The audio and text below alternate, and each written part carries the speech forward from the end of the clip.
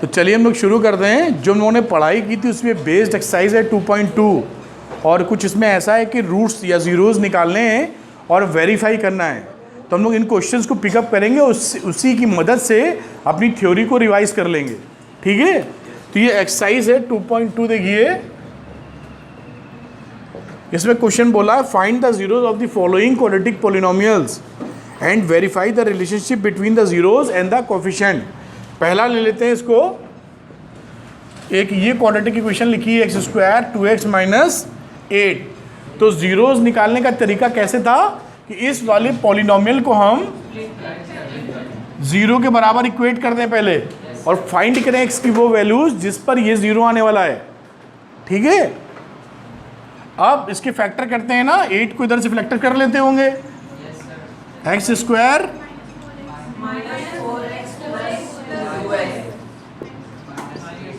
इन दोनों में x common ले लिया, x - 4, यहाँ पे 2 कॉमन ले लिया, x - 4, x + 2 और x - 4 = 0।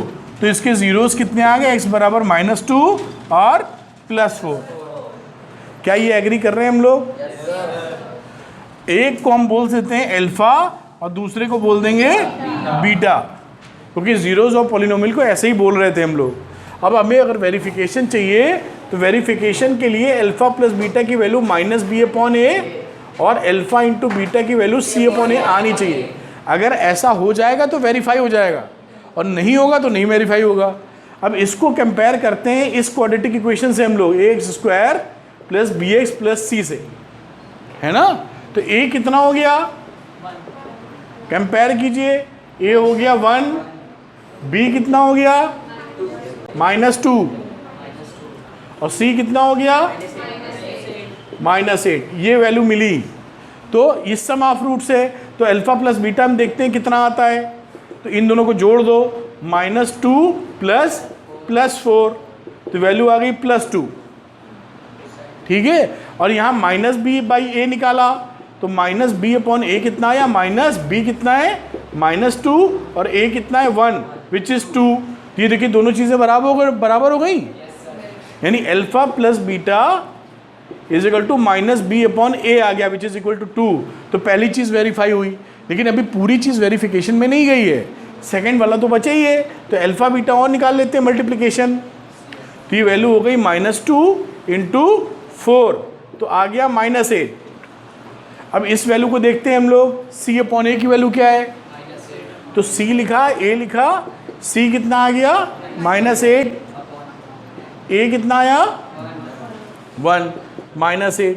फिर ये हमको दिख गया कि दोनों वैल्यू कैसी आ गई? सेम। अगर ये इक्वल है अल्फा बीटा = c/a -8, तो ये भी वेरीफाई हो गया। तो दोनों चीज़ें वेरीफाई हो गई। इसका मतलब सवाल हमारा सॉल्व हो गया। जीरोज भी निकाल लिए और वेरीफाई भी कर दिया। क्या वेरीफाई किया?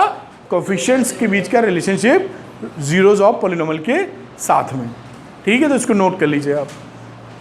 एक्सरसाइज 2.2 का 5वां पार्ट देखते हैं। बाकी सब बड़े सिंपल हैं। सिंपल तो ये भी है, t² - 15 वही करना है। इसका जीरोज ऑफ पॉलिनोमियल निकालना है।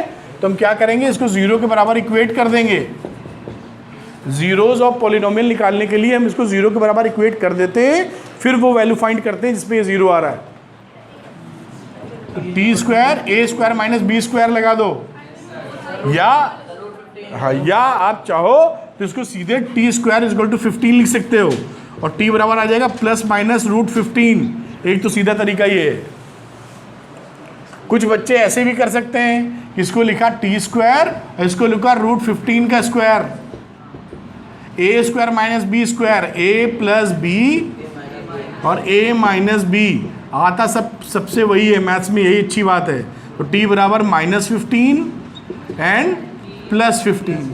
ये देखिए -+15 -+15 करोगे कुछ भी आंसर आएगा वही। ठीक है, ये वैल्यूज़ क्या हैं? ये जीरोज ऑफ द पॉलिनोमियल है। यानी इसी में एक को बोल सकते हो अल्फा = +√15 और बीटा बोल सकते हो -√15। रूट्स हो गए ना जीरोज। और फिर अपने को हमें मालूम है कि क्वाड्रेटिक पॉलिनोमियल, क्योंकि क्वाड्रेटिक पॉलिनोमियल था कि अल्फा + बीटा कितने के बराबर होना चाहिए? -b/a। और ये सी अपॉन ए के बराबर होना चाहिए। ए बी सी पता करते हैं, जिसका नाम लेंगे वही बताएगा, क्योंकि इसमें गलती कोई ना कोई करेगा। तो हम बात करते हैं गौरी जी से। गौरी ये क्या है?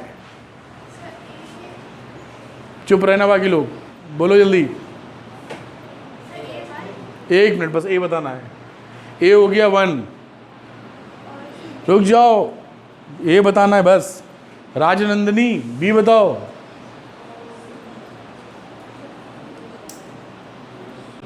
रुक जाओ, बोलो, कंफ्यूजन में है ये। हाँ तुष्का, बी कितना है? नहीं मालूम तो हम बताएंगे, लेकिन बताओ। डाउट में इसका मतलब।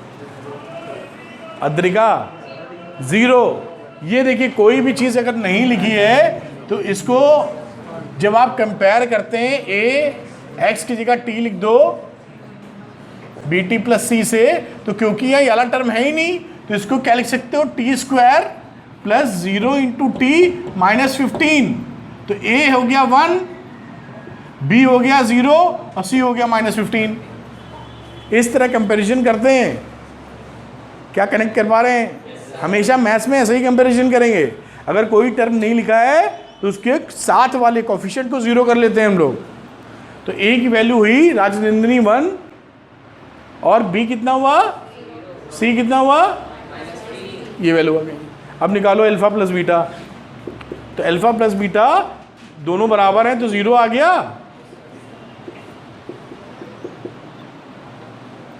अब ये राजवर्धन माइनस बी अपॉन ए, बी कितना था राजवर्धन? 0, ए कितना है? तो ये वैल्यू 0 हो गई, दोनों बराबर हैं। तो इसको लिख सकते हो alpha plus beta is equal to minus B upon A is equal to 0। ये पहला वेरिफिकेशन हो गया। दूसरे में सिद्धि आ जाओ, अल्फा इंटू बीटा। तो अल्फा इंटू बीटा कितना हुआ? Plus root 15 into minus root 15।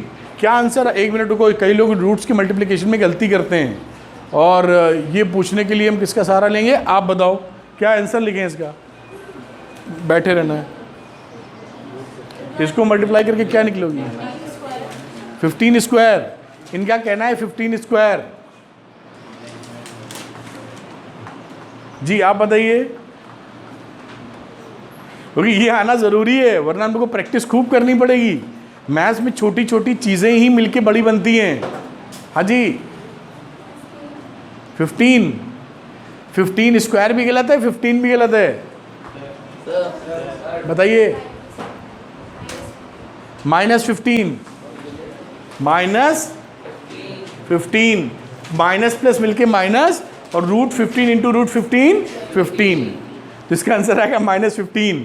ये बहुत छोटी बात है और 10th में आपको सीखनी ही है। अगर ये नहीं सीख पाएंगे तो एग्ज़ाम में दिक्कत जाएगी।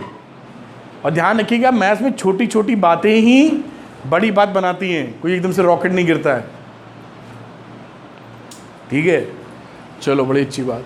तो अल्फा बीटा आ गया -15, और इसकी वैल्यू होती थी सी अपॉन ए। लेट सी अपॉन ए कितना आने वाला है? सी है -15 और ए है 1।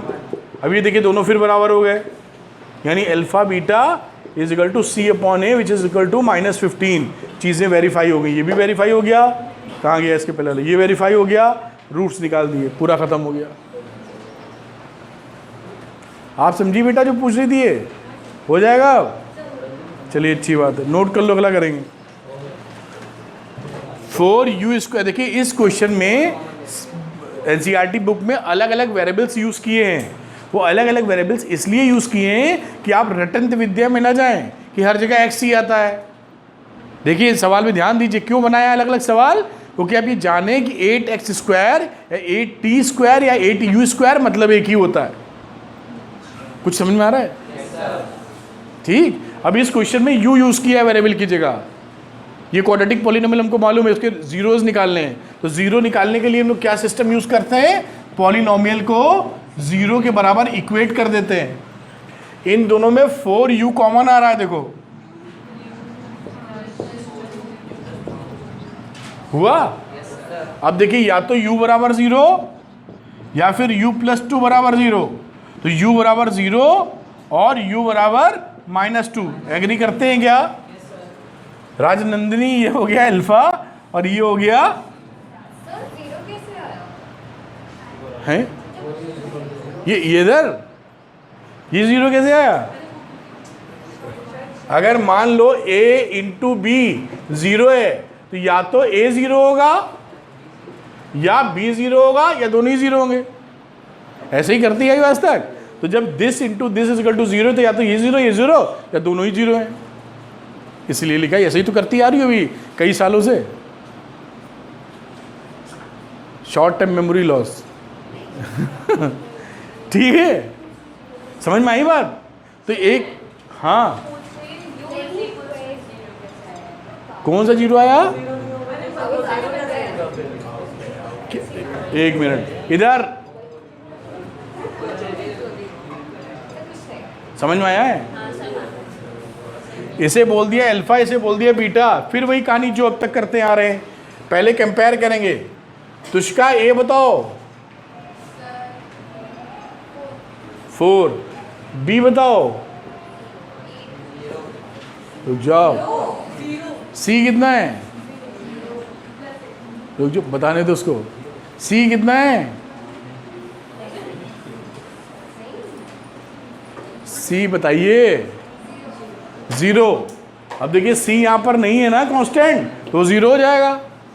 ठीक, अंशिका जी, अंशिका, अब अंशिका से बात ही नहीं हो पाई आज तो अंशिका अल्फा प्लस बीटा किसके बराबर होता है बेटा? बोलो, माइनस बी अपॉन ए, ये हर जगह हमने लिखा है। और अल्फा बीटा सी अपॉन ए, ये सम ऑफ रूट्स हैं, अल्फा बीटा जोड़ लो तो 0 प्लस -2 यानी -2 आ गया। और माइनस बी अपॉन ए निकाला, बी कितना है 8, ए कितना है 4, -2 आ गया। ये देखो बराबर है दोनों, वेरीफाई हो गया, दोनों इक्वल हैं। अब आ जाओ अल्फा बीटा पर, अल्फा इंटू बीटा। अल्फा कितना बेटा? कहाँ गया अल्फा? 0 है। अब पहला अगर 0 हो गया तो फिर तो काम खत्म हो गया इसका, तो 0 आ गया। अब सी अपॉन ए कर लो, सी कितना है 0, ये भी 0, ये तो कोई दोनों बराबर हो गया, ये भी वेरीफाई हो गया, खत्म हो गया तो। ठीक है, क्लियर है, कर लेंगे? ठीक है। अब हम लोग इसका जो सेकंड वाला क्वेश्चन उसको करते हैं। इसमें कोई डाउट किसी को? अब इसका क्वेश्चन नंबर 2, एक्सरसाइज 2.2 का question number 2, find a quadratic polynomial each with the given numbers as the sum and product of it zeros, यानी sum of the zero and product of the zero दे रखा है। तो पहले वाला question लेते हैं। इसमें सम ऑफ जीरोज कितना है 1/4 और प्रोडक्ट ऑफ जीरो कितना है -1। वो क्वाड्रेटिक इक्वेशन बतानी है जिसमें ऐसा हो। तो हम लोग ये जानते थे कि एक क्वाड्रेटिक इक्वेशन जो होती है वो होती है x² minus sum of roots plus product of roots बराबर 0। और सब बढ़िया लिखना हो तो एक इसका थोड़ा सा k से मल्टीप्लाई भी कर लेते हैं।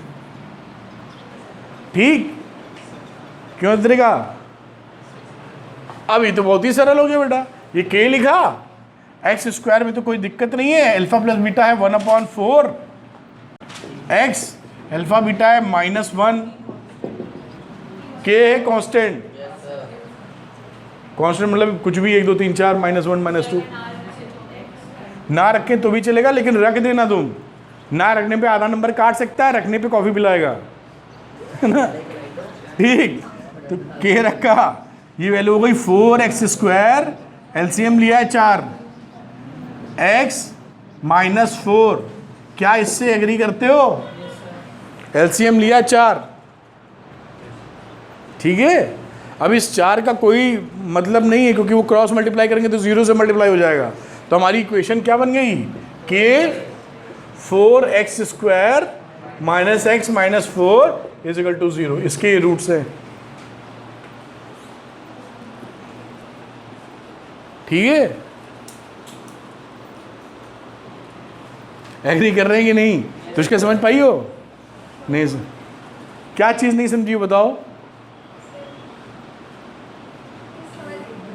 नहीं, कोई चीज़ नहीं समझी हो तो पूछ सकती हो। ये क्वेश्चन कहाँ से आई है? ये क्वेश्चन तो जब तुम शुरू से थी तो हमने डिराइव करके दिखाया था कि एक फॉर्मूले की तरह याद कर लेना इसको। ये तब थी कि नहीं, तुम शुरू से थी कि नहीं? शुरू से नहीं थी।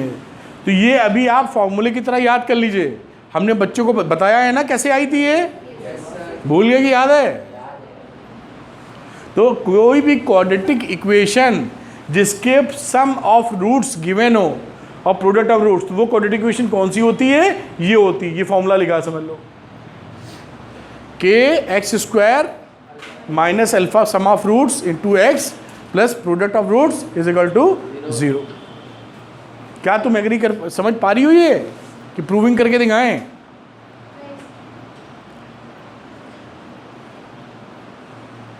बहुत छोटी सी प्रूविंग है, कर ही देते हैं तुम्हारे लिए। ये देखिए, ये इक्वेशन पढ़ते थे हम लोग, कौन सी है? क्वाड्रेटिक ये थी। इसको पूरी इक्वेशन को ए से डिवाइड कर दो। ए से डिवाइड करोगे ए खत्म हो जाएगा, ए से डिवाइड करोगे बी अपॉन ए आ जाएगा और ये सी अपॉन ए आ जाएगा। क्या ये ठीक है? ठीक है। अब आप जानती हैं कि क्वाड्रेटिक का अल्फा प्लस बीटा किसके बराबर होता है? माइनस बी अपॉन ए के। तो बी अपॉन ए किसके बराबर होगा? माइनस अल्फा प्लस बीटा के। माइनस से मल्टीप्लाई कर दिया। तो इस बी अपॉन ए की जगह माइनस अल्फा प्लस बीटा रख सकती हो? ये देखो रख दिया। अब सी अपॉन ए किसके बराबर हुआ करता था? अल्फा इंटू बीटा के। ये रख दिया अल्फा इंटू बीटा, बन गई ये इक्वेशन। यानी जिसके रूट्स अल्फा प्लस बीटा हैं और अल्फा इंटू बीटा है किसी के बराबर, वो इक्वेशन क्या होगी? ये। अब इसमें कोई कांस्टेंट भी मल्टीप्लाई किया जा सकता है, इसलिए कांस्टेंट से मल्टीप्लाई कर देते हैं जिससे सारी बात कवर हो जाए। यही छोटा सा डेरिवेशन है। आई बात समझ में? कहाँ से आया ये? श्योर हो? हाँ, कोई पूछ रहा है या कुछ? हाँ विकास, अच्छा। तो ये क्वेश्चन हो गया। और क्वेश्चन करते, नोट कर लो इसको। किसी को डाउट है तो पूछ सकता है इसमें। अद्रिका, राजवर्धन, ये आंसर आ गया बेटा? और कुछ नहीं कर सकते इसका हम। उसने इक्वेशन पूछी थी, हमने लिख दी है।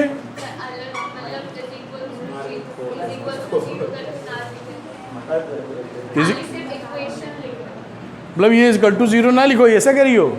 अगर इक्वल टू 0 नहीं लिखोगी तो इक्वेशन है ही नहीं। इक्वेशन में इक्वल टू का साइन होना चाहिए, इक्वेशन।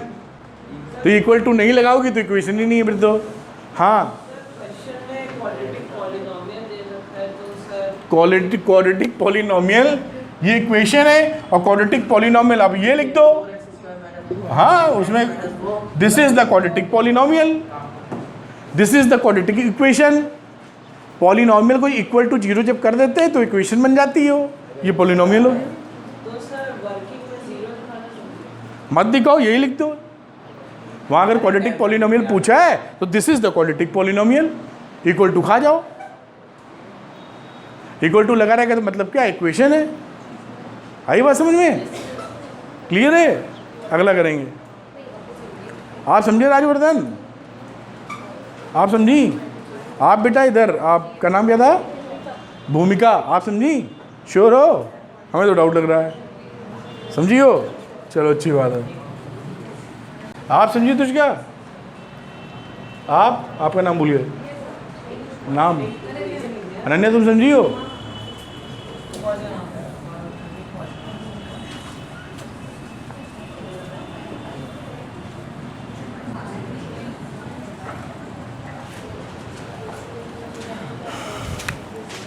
कौन सा क्वेश्चन करते हैं इसमें से? नहीं, जो आपको लग रहा हो कि मुश्किल। रुक जाओ 1 मिनट, 2.2 कर रहे हैं अभी। 2.2 के सेकंड पार्ट में कौन सा लगा दूं?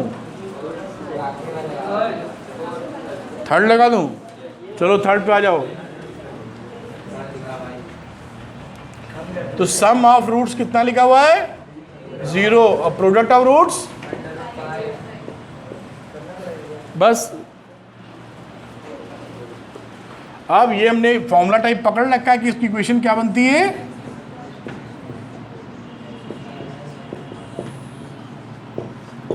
अब तो समझ चुके हैं ना, जिसके सम ऑफ रूट्स ये हो, प्रोडक्ट ऑफ रूट्स ये हो, उसकी क्वाड्रेटिक इक्वेशन ये हुआ करती है। ठीक है सार्थक? बस वैल्यू डाल दो। अल्फा प्लस बीटा हो गया 0, अल्फा बीटा हो गया √5, ये ख़त्म हो गया।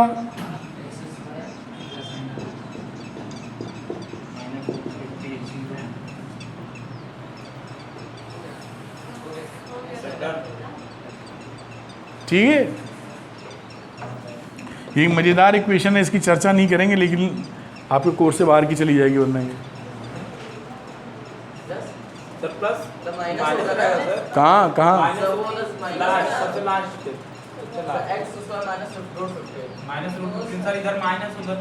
√15 कहाँ है?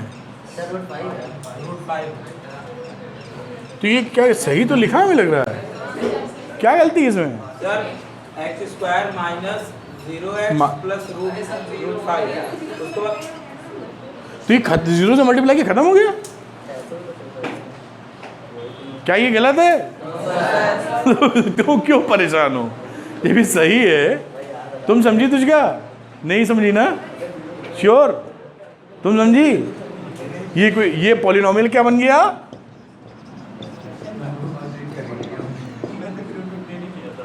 ठीक। और कौन सा क्वेश्चन लगता है आप दिक्कत में आ सकते हैं?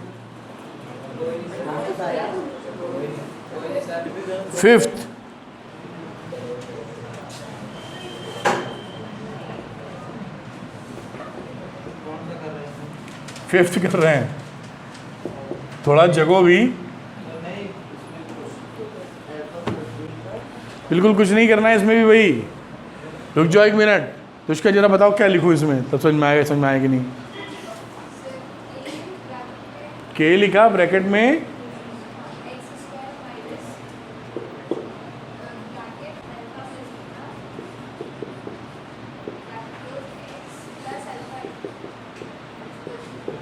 फिर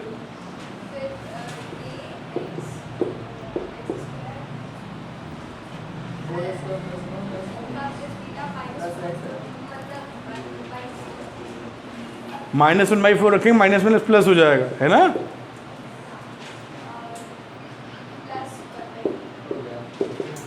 फोर एलसीएम ले लेना।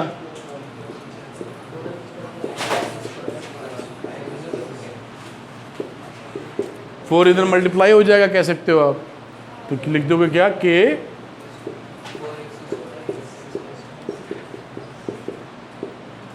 ये इक्वेशन है। पॉलिनोमियल लिखना हो तो केवल = 0 हटा देना, ये पॉलिनोमियल है ना सिद्धि?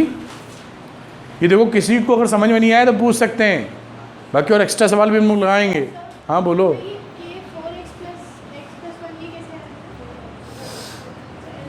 ये एलसीएम 4 था, 4 क्रॉस मल्टीप्लाई हो गया, खत्म हो गया। ठीक,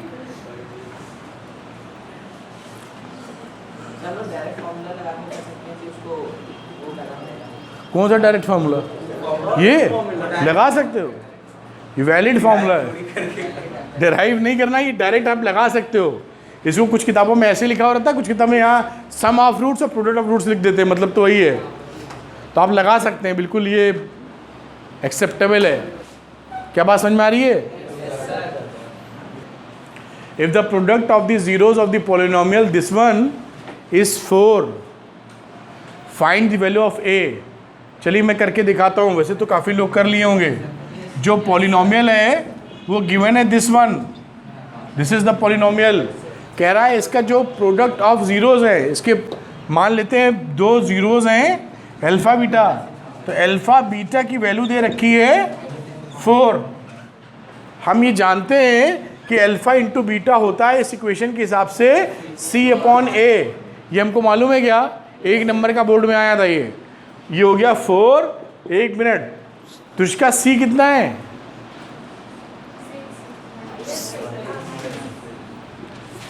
अंशिका A कितना है? A1 है।